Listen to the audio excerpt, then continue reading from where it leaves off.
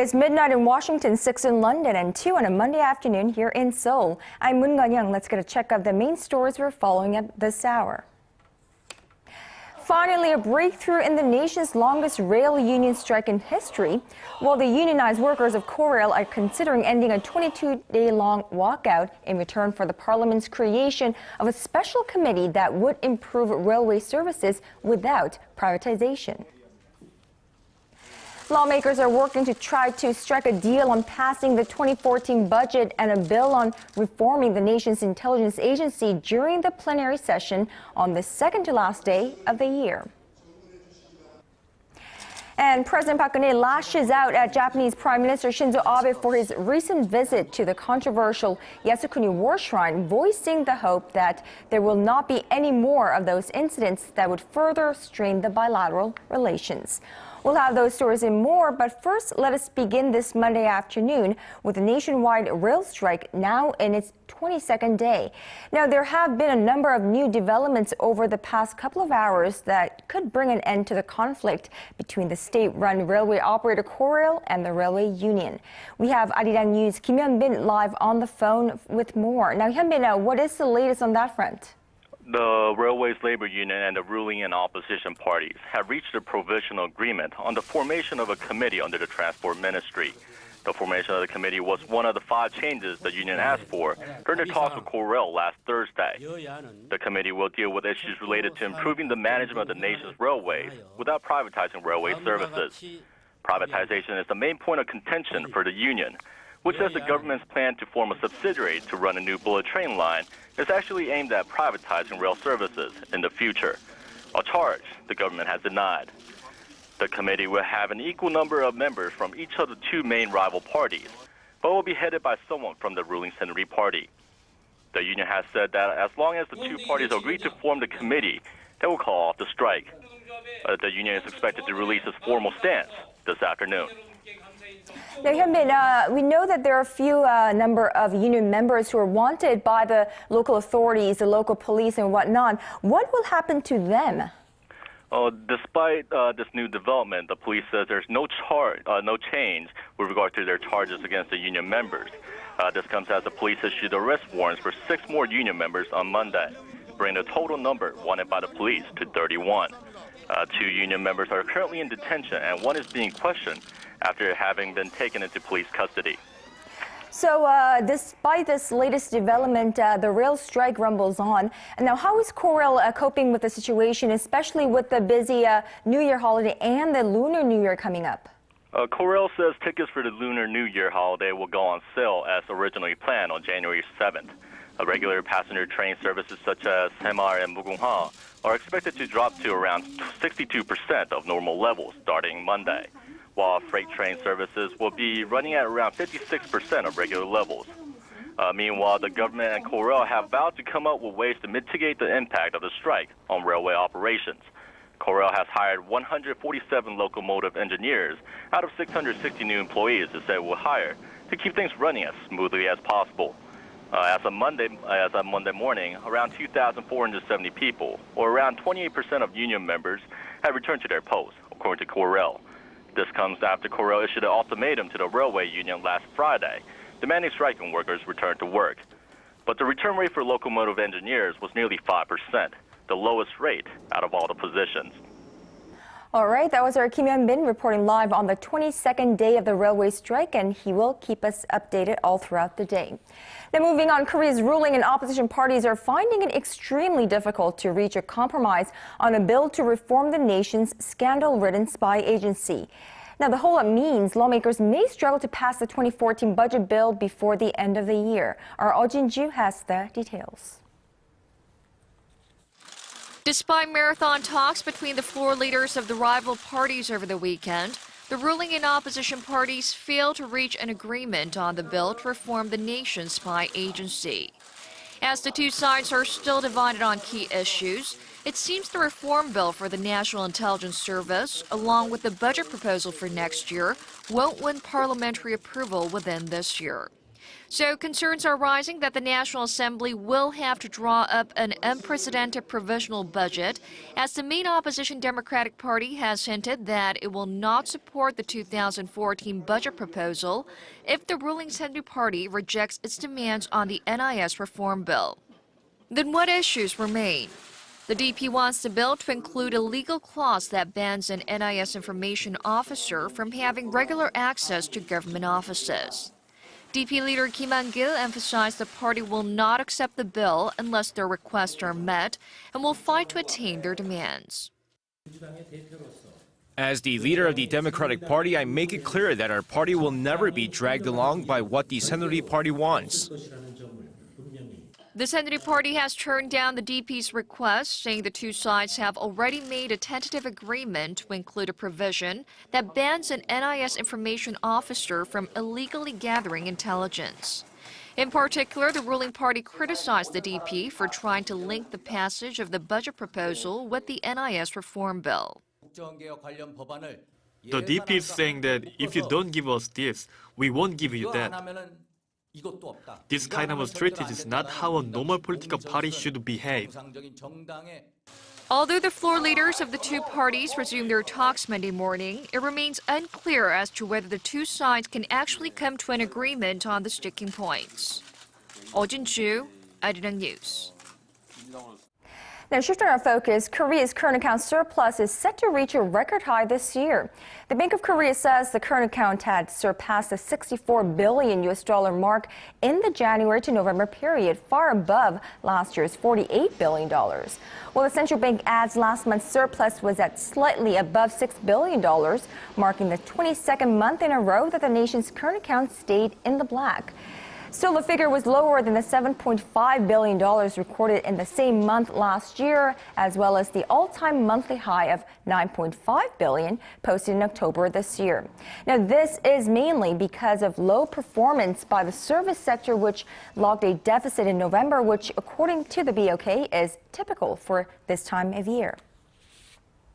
And taking a brief look at how the local stock market is doing at this hour, well, Korean shares were a little changed in light morning trade on the final session of 2013, highlighting the year's lackluster performance as gains in auto and banking stocks offset a drop in Samsung Electronics. As of 1:30 p.m. Korea time, the benchmark Kospi was up nearly 0.1% at 2004. The Kospi has risen a mere 0.3% so far this year. The Tech-heavy Kosdaq was trading up by nearly 0.5%. Meanwhile, the Korean currency appreciated against the yen by breaching the psychologically important level of 1,000 won for the first time in 5 years on this Monday. But against the U.S. dollar, the Korean won was trading weaker at 1,055 won. As we just briefly mentioned, although Wall Street kept setting records, the Korean stock market performed very poorly this year. Our UDN gives us the scorecard for the Seoul bourse. The Korea Composite Stock Price Index fell slightly this year by about 1.5%. The fall was largely because of poor performance by Samsung Electronics, which account for about a fifth of the Seoul bourse's total market capitalization. The tech giant saw its stock price fall by about 7.5% this year. Share analysts say although Samsung Electronics have reported record profits and sales this year, foreign investors started selling the stocks in June, when worse-than-expected smartphone sales called into question the company's future. Experts attribute the share market fall to poor results by many struggling domestic companies, particularly in the construction and shipping industries. A Daeshin Securities report highlights Naver Corporation, Korea's biggest search portal operator, as this year's star player on the stock market. Buoyed by a success of its mobile messenger service called Line, the company saw its share value rise by over 100% this year. That pushed up Naver to the 6th most valuable company listed on this whole market, from 14th at the beginning of the year. Foreigners emerged as the most influential investors this year, as many local individual investors fled the market. Mounting household debts also made it difficult for individual investors to invest in shares. The disposable income to household debt ratio is hovering around a high of 140%. Yurian, ARIRANG News. Now, Korea and China agreed to seek ways to deal with global uncertainties rising from the economic downturn in emerging countries at their 12th finance ministers meeting in Seoul on this Monday. Now, during the two sides' first of such meetings since Presidents Park Geun-hye and Xi Jinping took office, Korean Finance Minister Hyun Woo-seok and his Chinese counterpart Su Xiaoxi agreed to strengthen cooperation in times of economic uncertainty. Well, Seoul and Beijing also agreed to jointly respond to climate change and increase cooperation on green technology and industry, energy conservation, and environmental protection. All of the day's important events. Events close to home, around the world. Second half blast. Figure out what winners. The arts and culture scene and the heart of global business. Experts added that if ARIRANG News has your whole day covered. the legislature will convene a plenary session this Wednesday and vote on the government restructuring. Now, President Park Geun-hye has criticized Japanese Prime Minister Shinzo Abe for his recent visit to the controversial Yasukuni Shrine, saying she hopes there will not be any more incidents in the new year that demolish the trust between the two countries. Now, she was speaking at a meeting with her top secretaries Monday morning where she urged the Japanese government to stop opening up old wounds from Japan's colonial rule of Korea. The president said that should Japan continue to exhibit behavior that goes against universal values and standards, it will not receive high marks from other countries, even if its economy is doing well. Abe visited the shrine, which honors convicted war criminals along with the country's war dead, on Thursday, drawing immediate criticism from Japan's regional neighbors. Well, Korean-Japan relations are strained to a point not seen in years following Japanese Prime Minister Shinzo Abe's visit last week to a war shrine that honors Japan's war dead and, of course, several Class A war criminals.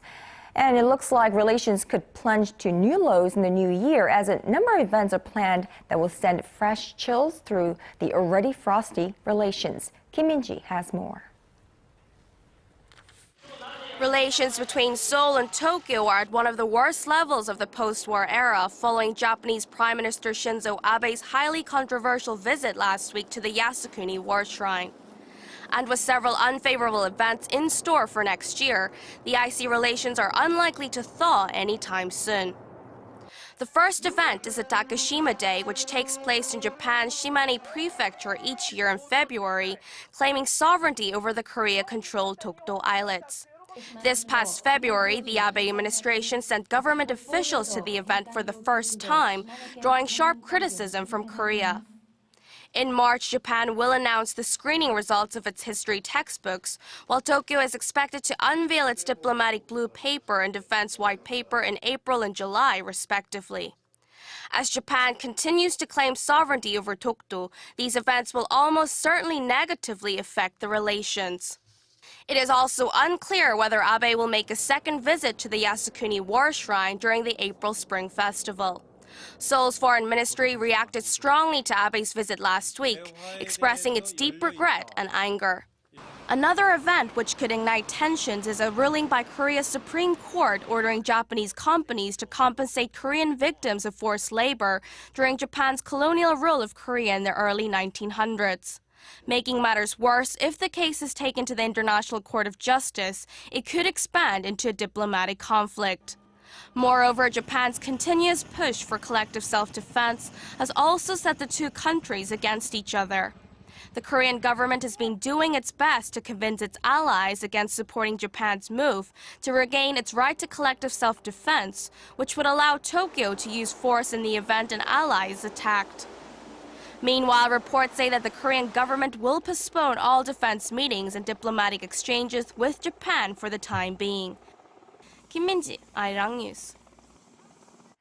North Korea's purge of aides close to the uncle of North Korean leader Kim Jong-un, who was executed earlier this month, appears to be ongoing. Seoul's unification minister Ryu Gil-jae said Monday during a meeting at the National Assembly that the purge of aides to Chang Song-taek, formerly the North de facto number 2, is presumed to be ongoing. Now, he said the ministry has detected signs that personnel related to Chang are still being purged and added that although it is too soon to describe the events in detail, the purge is believed to be in progress on a smaller scale. Now, Chang, often described as the second most powerful man in the north, was executed for allegedly trying to overthrow the government. Now, elsewhere across the globe, at least 16 people have been killed after a suicide bomber detonated explosives at a Russian train station. Now, this latest attack has Russia on edge just weeks before the start of the Winter Olympics in Sochi. Song Ji-sun reports. Security has been stepped up at train stations and airports around Russia after a suspected female suicide bomber attacked Volgograd train station on Sunday, killing 16 people and injuring scores more. Russian investigators say the bomber detonated explosives in front of a metal detector just inside the main entrance of the station that was bustling with holiday travelers. According to our information, a female suicide bomber approached the metal detector, saw a policeman there, got nervous, and detonated the bomb. It could have been worse if the bomber passed through into the waiting hall, as the explosion was the equivalent of 10 kilograms of TNT. This is a second such attack in the same city in recent months, following a bus bombing in October that killed 8, including the Islamist attacker. While the bomber's identity has still to be confirmed, and more than one person could have been involved, female suicide bombers known as Black Widows, the family members of dead insurgents, have carried out a number of attacks in nearby Muslim regions conflicting with the Russian administration. Volgograd is only a few hundred kilometers northeast of Sochi, raising security concerns ahead of the Winter Olympics, which kick off in February. Song Ji-sun, ARIRANG News. Well, on a brighter note, 2014 is on the horizon, and many Koreans are planning to ring in the new year at famous winter destinations on the Korean peninsula. Well, Jeju Island is among the hottest spots, but with thousands of tourists flocking to the southern island every day, hotel rooms and airline seats are in short supply. Son Jung-in reports. It's the last week of the year, and another wave of tourists has just arrived at Jeju International Airport. They're part of the 25,000 daily visitors Jeju Island has been receiving during the winter holiday season. Jeju has become a hot destination for those looking to celebrate the end of the year at one of Korea's leading vacation spots.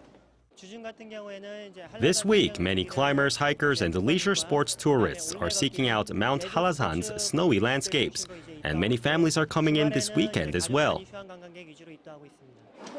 However, if you're looking to book a last-minute trip to Jeju, you may want to plan carefully. Hotels, condominiums, and other rental accommodations here are reporting that up to 80% of their vacancies have already been booked. Rental car dealerships say bookings are limited, with over half of their vehicles signed out. But for those who are able to make the trek, the spectacular scenic views are sure to take your breath away. The annual festival, held on top of Jeju's famous Hongsan Ilchulbong, or Sunrise Peak, is expected to draw in large crowds on New Year's Eve. We're extending the festival this year by 1 day for a 3-day, 2-night event. We've established a variety of programs, including traditional weddings for foreigners, trips to World Natural Heritage Sites, and others. Whether you're visiting Jeju or in the capital city of Seoul, special events across the country will be welcoming the first sunrise of 2014 with warm wishes and united cheers. Son Jung-in, ARIRANG News.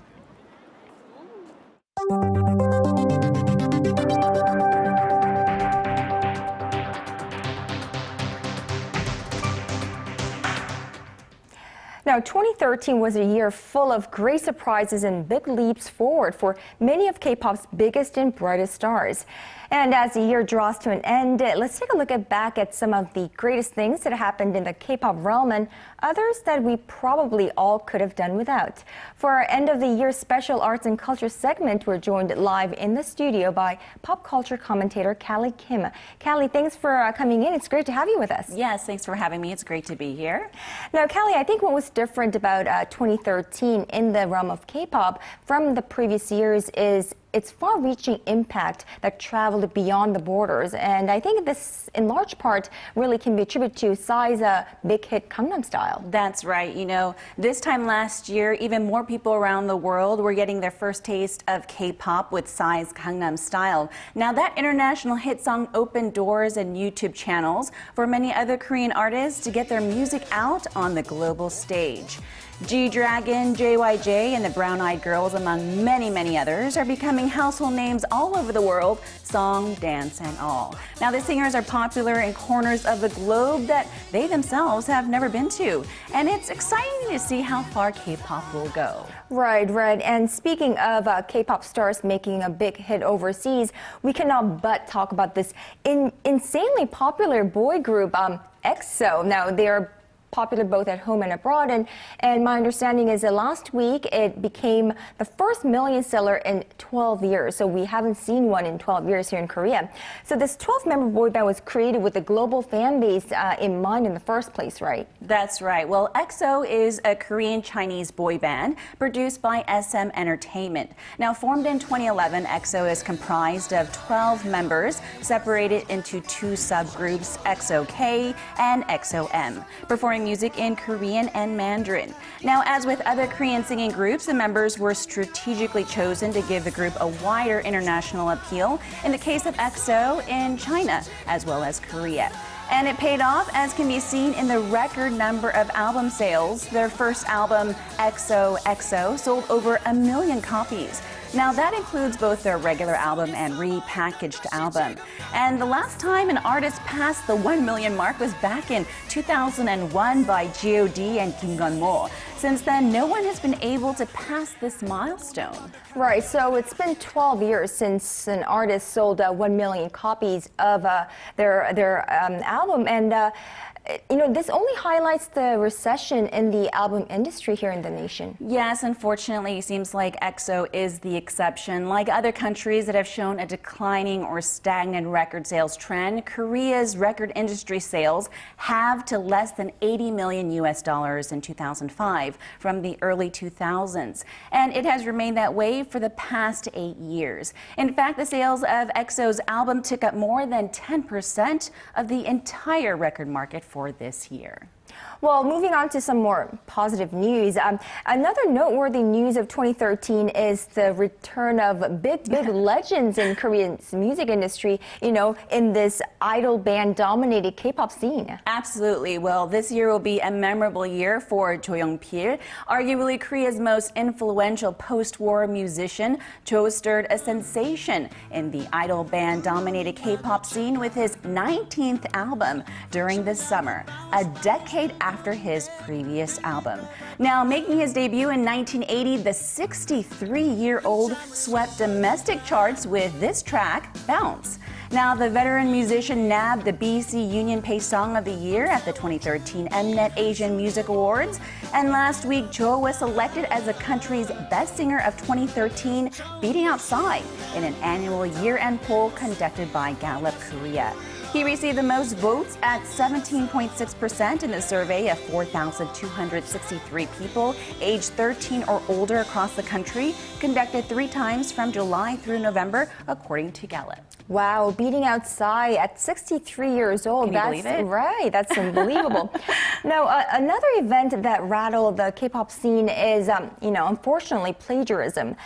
With so many great songs being released, there were a bit more than an acceptable number of, you know, plagiarism accusations this year. Yes, unfortunately, you're right. First, there was the scandal involving one of Korea's top hip-hop producers, Primary's collaboration piece titled I Got C with comedian Park Myung-soo for a popular TV show called Infinite Challenge. Now, it became an immediate hit until the plagiarism issue broke out, as a number of netizens claimed that some melody lines are very similar to that of Kato Emerald's Liquid Lunch. So, Kelly, how similar are the two songs?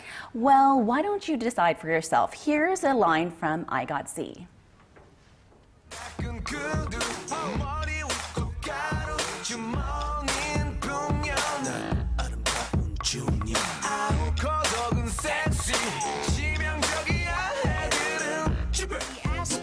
Something's got And this is Cara Emerald's Liquid Lunch, right? Right. Both have a similar beat, so it's kind of up to the listener.